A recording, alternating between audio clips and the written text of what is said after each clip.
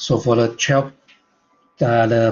chapter 12, it's about the protein synthesis, which is a translation of the genetic message. Okay, and as we know that for the gene expression, the first step is the transcription, that we transcribe the DNA into the RNA. So the RNA transcript need to go through this process, RNA processing in the eukaryotic cell.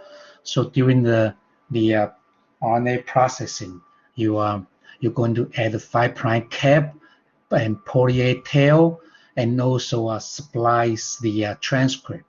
So that means you remove the intron and then connect the exon, and as soon as you finish that, then the 5' cap can bring this transcript to the cytoplasm, so that when they go to the cytoplasm, then they will meet with the ribosome, which will be the small subunit, all right? And then the tRNA start bringing the amino acid, and then so you can begin the translation, okay?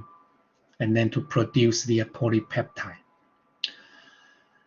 And for the translation, so basically this is the overview of the process, okay? So to have this protein biosynthesis, then the first step is to activate the amino acid. So the activation of amino acid, that means we're going to charge the DNA with the amino acid, so that tRNA will be able to bring the amino acid to the ribosome, and then synthesize the protein. And remember, the translation is the only event that all three RNA will meet each other, okay? All three, including messenger RNA, tRNA, and ribosomal RNA, all three RNA will meet each other. That's the event that where the RNA meet, okay? Then after you activate the amino acid, then you can initiate the translation. And once you initiate the translation, then you can repeat this elongation continuously until the ribosome come across to the stop codon, all right? And then there'll be termination, all right? And the activation of amino acid, it requires this enzyme. It's called amino acid tRNA synthetase, okay? They require this enzyme to charge the tRNA with the amino acid. And the genetic code, which will be the sequence arrangement, and to determine the amino acid. That's a genetic code. It's a triplet, and the sequence of 3 bases, and the 3 bases we call it a codon, because 3 bases encode an amino acid, right? And it's non-overlapping and commonless. Degenerate, so degenerate, that means more than one triplet can code for same amino acid, and it's universal. So basically the same genetic code can be used in virus, prokaryotic cell, and the eukaryotic cell.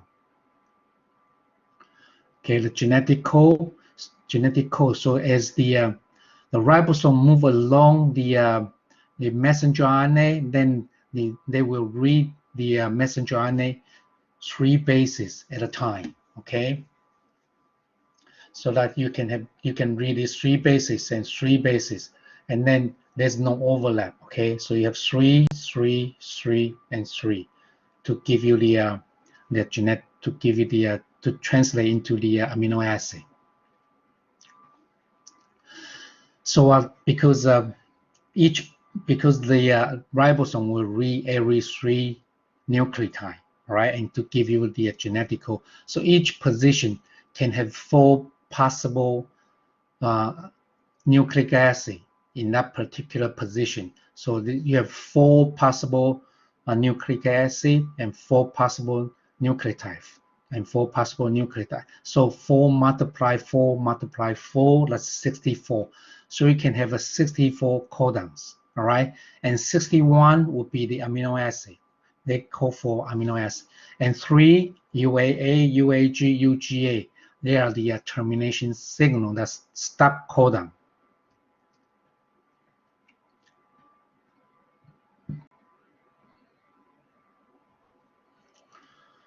And this is the genetic code. So the first base will be in this column, second base will be in this row, third position will be in this column. So you can read a U, A, U, and then it's here, a U, U, U. So it's U, U, U, phenylalanine, right? So, and then you can see they have U, U, U, U, U, C, this third base, all right, can be U or C, and then give you the phenylalanine, and for leucine, UUA, UUG, so this AG, they can give you leucine, and also these four also code for the leucine, all right? So that means the third base is irrelevant for the leucine, valine, all right? So that's what this means here. The third base is irrelevant, leucine, valine, serine, and proline, threonine, alanine, glycine, arginine.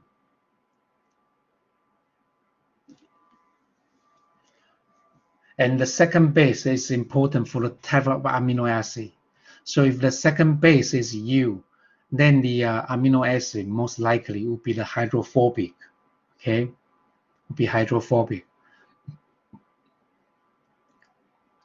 And the wobble base pairing. So wobble base pairing, basically the wobble base of the anticodon is the one at the 5' end, and it forms the hydrogen bond with the last base of the messenger RNA codon, the one at the 3' end of the codon. So this is codon is 3' end, and this is 5' end, and this one the wobble base, okay? Wobble base, that's a 5' end. And this one basically can have different variation, and then you can still call for the same amino acid, all right? So that's called wobble base pairing. And the wobble base pairing, remember that's a 5' of the tRNA, all right? And then the 3' of the messenger RNA. Okay. So the wobble base, so if it's I, so that indicate a 5' of anticodon in the tRNA, I, and then that for the messenger RNA base at 5, at the 5' end of the tRNA is ACU, all right? And G, it would be CU, U would be AG. So that means at that position can be ACU, AC or U, and then they call for the same amino acid.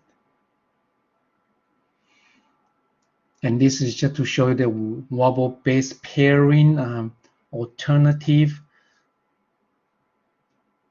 And G and A is unlikely because the 2' the amino group of G cannot form one of its hydrogen bond. Okay, it's here, cannot form a hydrogen bond.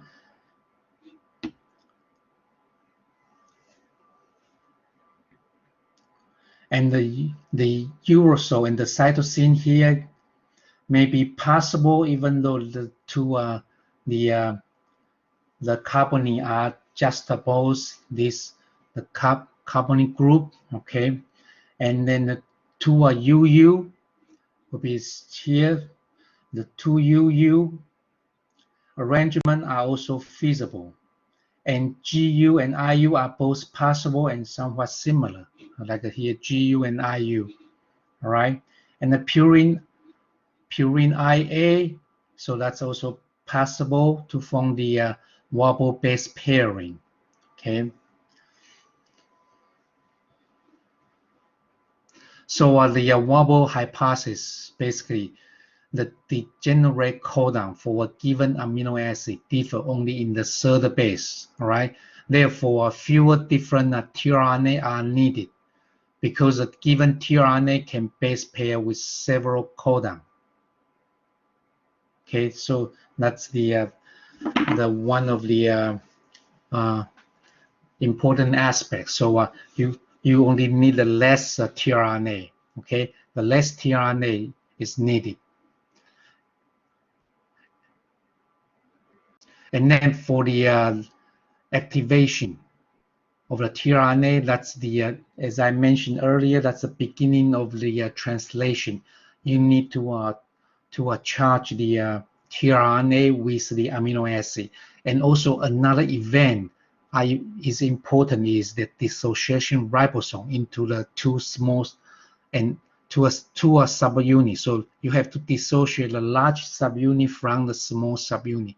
So these two events must occur before the translation initiation.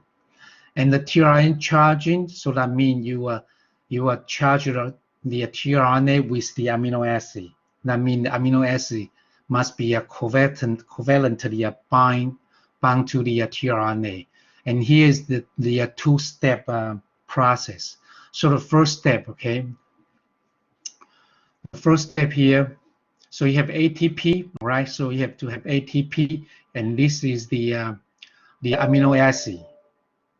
So this is the amino acid, and this is the ATP, all right? So basically, you can release the pyrophosphate, all right? And then connect this amino acid with the AMP, adenosine monophosphate, all right? So you have adenine, right? So monophosphate here. So this is the AMP, and then connect to this amino acid, all right, through this carbonic bond here, all right. So that's the first step. You activate the amino acid, and then the second step, you have to transfer this amino acid to the tRNA. And remember, the last nucleotide of the tRNA is the CCA, all right, CCA. So now you have this the charged amino acid, all right, it's here, okay, and here is the end of the tRNA, 3' end. The last nucleotide of tRNA is A, adenine, all right, and now you're going to transfer this amino acid, this part, all right, this part, which is this part, the amino acid, to the 3' sugar, the 3' the hydroxy group here, right? You're going to transfer the amino acid to the 3' hydroxy group here. Okay, and then release the AMP. And so this is the final product, so that you can see the tRNA, the last nucleotide is A, and this position will link the amino acid. Okay, so that's called tRNA charging. Okay, so this is one class of the amino acid tRNA synthetase, so they can do this one-step charging.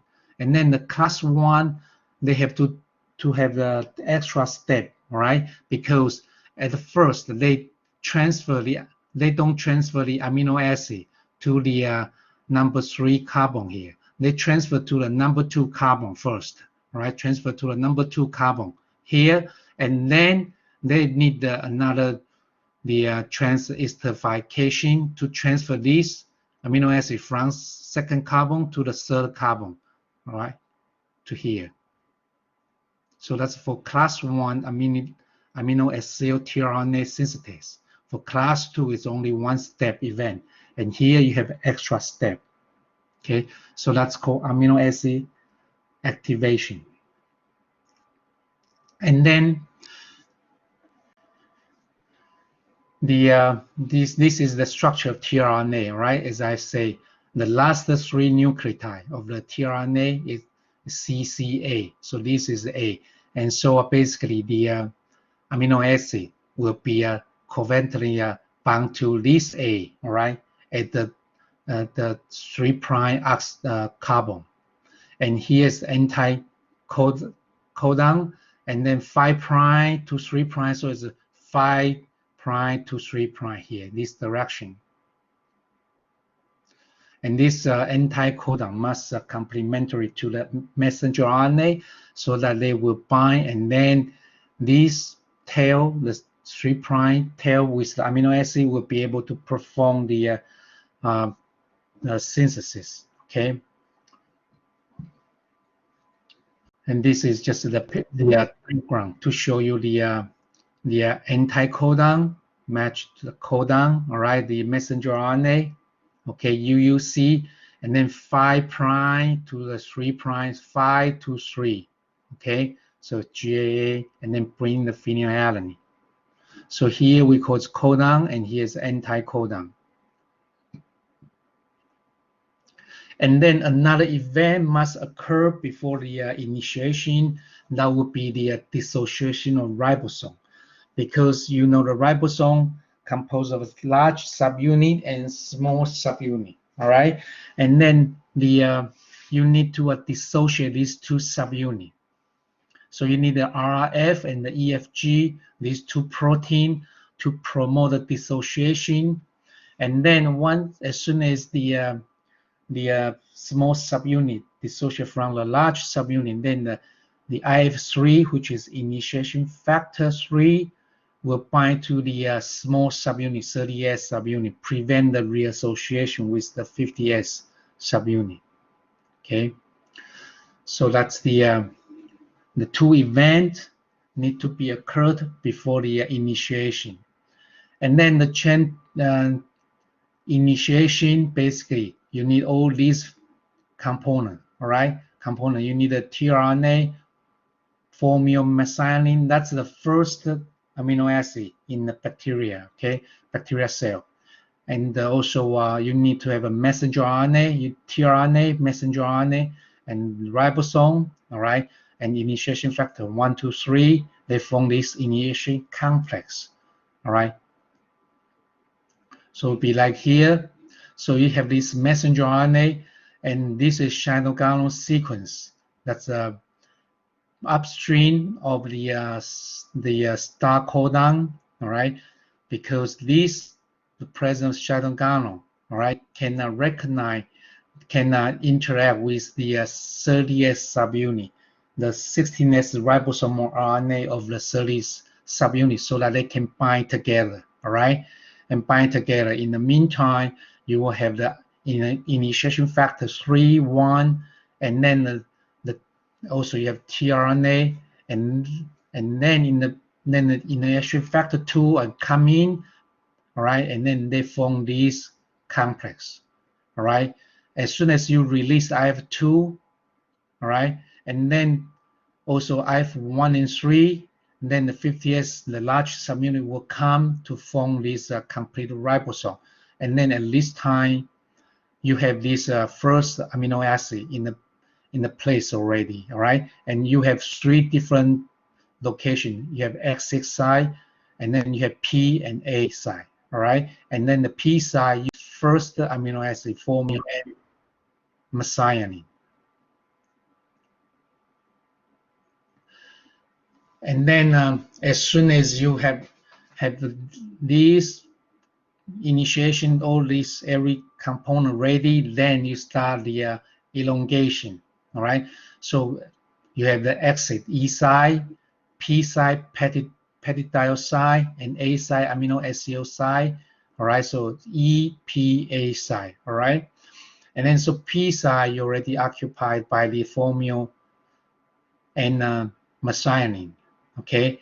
And then this, of course, the formyl be cleaved and become the real methionine. And then when you start the elongation, all right, so you have all these, especially this elongation factor, all right, EF2, that's temperature unstable factor, and elongation factor, temperature stable factor, and elongation factor, GTP, all right, EF2, TU, TS, and G, and plus the GTP and magnesium. And this is to show you the shuttle-galon sequence recognized by the ribosome, all right? You'll be like a few base pair upstream of the initiation codon, and you have a consensus sequence, all right? And then they will bind to the 3' end of a 16 ribosomal RNA. So that's how they form this complex. So this one will bind to the small subunit, all right? and that's the 16S ribosomal RNA in the small subunit.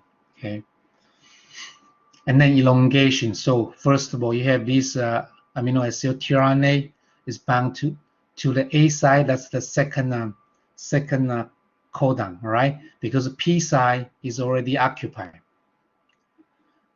The P side, all right? You have the first one, and now the incoming amino acid come to the A side here, all right? Come to the A side, and then the second tRNA bring in the amino acid, second amino acid. Then the EF2TU is released, okay? And then the peptide bond is formed between the first amino acid and second amino acid.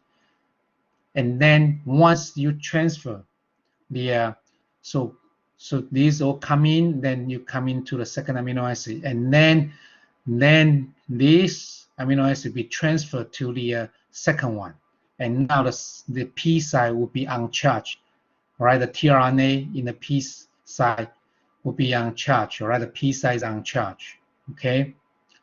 And then the uncharged tRNA is released, right? So this uncharged tRNA basically this ribosome will move, all right? Move to the next position, the next codon here.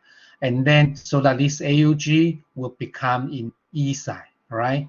Because you move the whole complex to this next codon. So that this AUG will become in E side, all right? So that in E side, then it's uncharged and tRNA will be released, okay? Will be released. And then after you move to the next position, so now this one is in P side, so that you just repeat this cycle continuously, okay?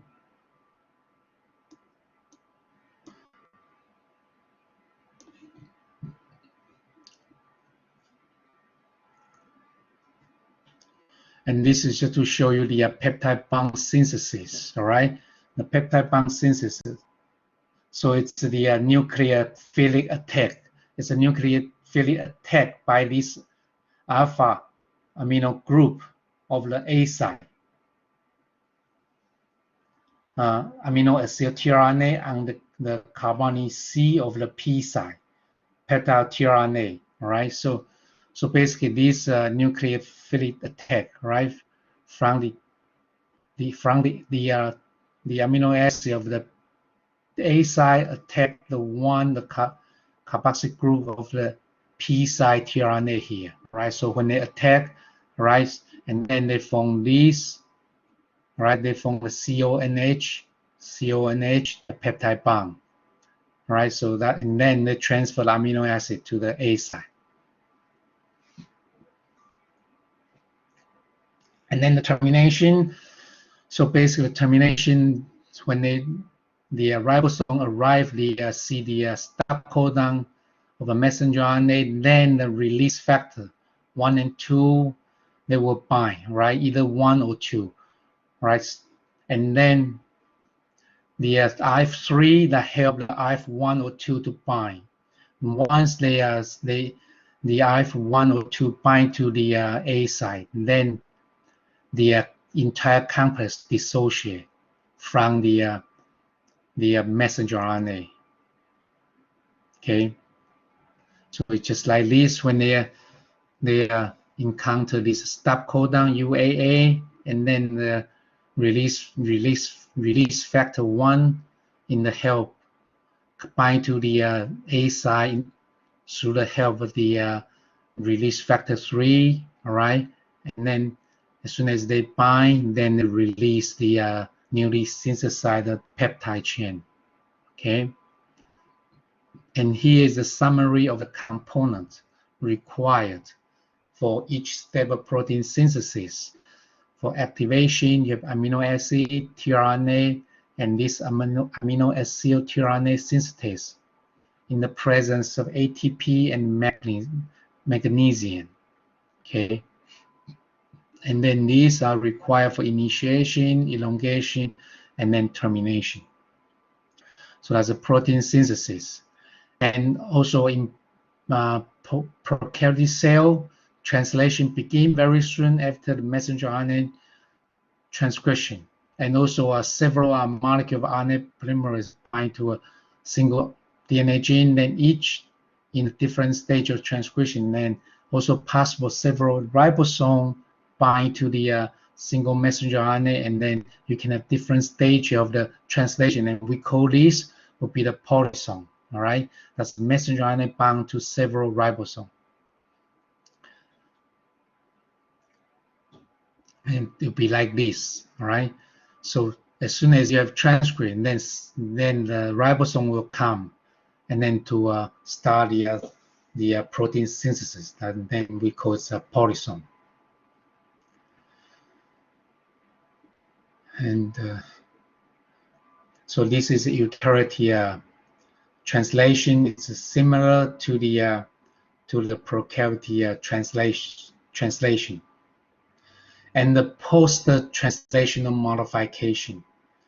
So basically, for example, remember the first amino acid for the prokaryotic cell, that's N4-methionine. Basically, this one will be cleaved, all right? And also, you can have the modification depend on the purpose of that protein. And this is just the example of the post-translational modification, okay?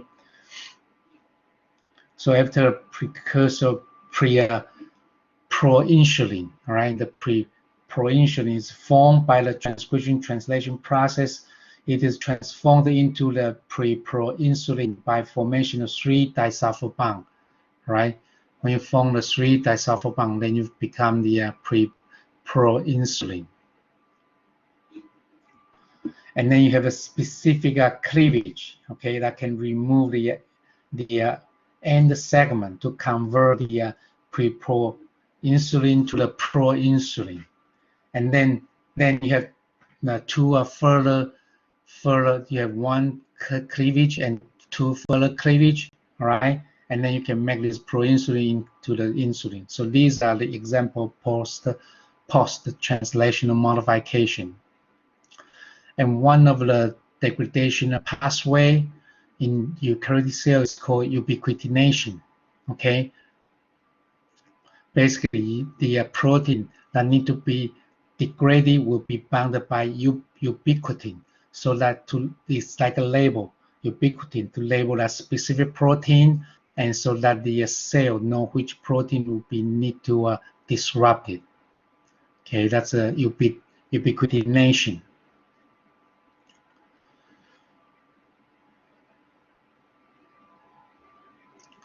The chaperone and the smorylation, that's a small ubiquitin-like protein modifier.